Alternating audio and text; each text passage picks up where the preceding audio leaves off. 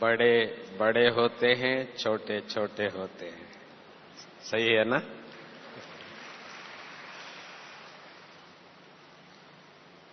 मैं जब 3 मास का बाबा का बच्चा था,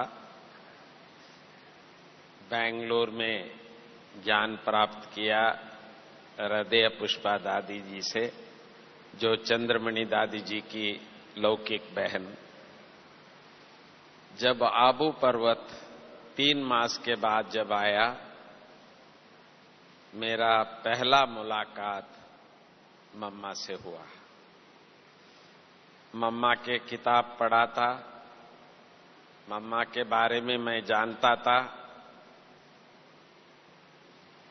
मम्मा की जो भी प्रवचन था, जिसका एक छोटा सा किताब था, सच्चा गीता ज्ञान, सच्ची गीता ज्ञान के नाम से वो किताब उस समय पर पब्लिश हुआ था। मैंने अभी तो दिखता नहीं है वो, जो ज्ञान सही अर्थ से, जो एक एक बात की स्पष्टीकरण, क्योंकि आप जानते हैं साकार बाबा जो है वो तो सागर है, एक ही मुरली में सब कुछ आ जाता है, चारों युग आ जाएगा, तीनों लोक आ जाएगा, सब बातें आ जाती है। परंतु मम्मा की जितनी भी लेक्चर्स है, तो उसमें मम्मा एक बात पर समझाती है तो पूरा लेक्चर उसी एक बात पे था। तो हम समझते थे हम लोग कर्म का फिलॉसफी जानते हैं, पर जब मैंने पहली मम्मा की जो मुरली सुनी, कर्म अकर्म विकर्म सकर्म, जो इतना स्पष्ट, इतनी गुह्य मम्मा ने समझाया कि ये स्वयं भगवान के अलावा और कोई नहीं समझा सकते हैं। तो ज्ञान में निश्चय हुआ है तो मम्मा के प्रवचन से। हमारे साथ मम्मा 3 मास लास्ट में बेंगलुरु में रही। उसके बाद मैं समझता हूं मम्मा कहीं टूर पे नहीं गई थी।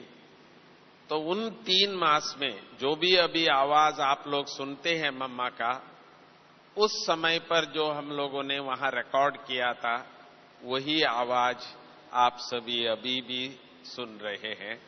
क्योंकि जो टेप रिकॉर्डर का जो सिस्टम है, जो उन्हीं दिनों में वो शुरू हुआ था।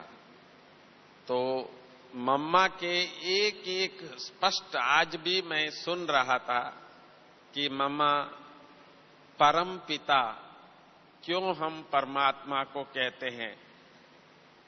तो इस प्रकार बहुत स्पष्ट, भगवान है ज्ञान का सागर, परंतु मम्मा उसको स्पष्ट करते हुए, एक एक शब्द को समझाते हुए हम बच्चों को भरपूर मम्मा ने किया। तो ये बात मैं आज भी सुन रहा था, सभी दादियों का अनुभव। सुबह 2:30 बजे से उठ करके एक ही काम किया हूं, जो मम्मा के जितने भी अनुभव सभी ने जो सुनाया, जिसकी वीडियो बनाए हुए थे, वो मैं बैठ के सुनता रहा।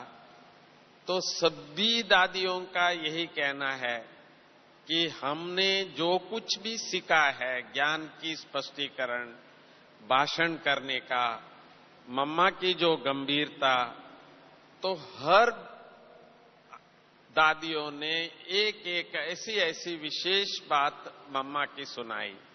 जो मैं पहली बार मम्मा से मिला, जो मम्मा ने मेरे कान में उस समय पर जो एक शब्द उच्चारा था, हालांकि मुझे इतनी हिंदी नहीं आती थी उस समय पर, दक्षिण से था, पर वो शब्द आज तक भी गूंजता है कि मम्मा ने कहा, अरे ये तो कल पहले वाला बच्चा है।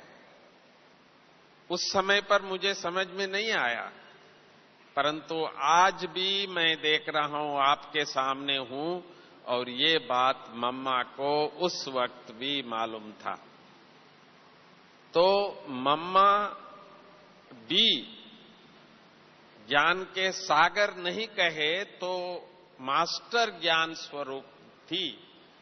और जो भी आत्माएं मम्मा के सामने जाते थे, मम्मा उनकी पूरी जीवन कहानी उस आत्मा की आद मध्य अंत जैसे मम्मा जानती थी। मैंने ये भी अनुभव किया था, मम्मा के सामने कोई बात कोई छुपा नहीं सकते थे। कई बार समझो किसी से कोई गलती होती, आप जानते हैं आमतौर पर अपनी गलती कोई मानते नहीं है, कोशिश यही करते हैं कि सिद्ध करते हैं, नहीं मम्मा ऐसा नहीं है, वैसा नहीं है, ये ऐसा होता है।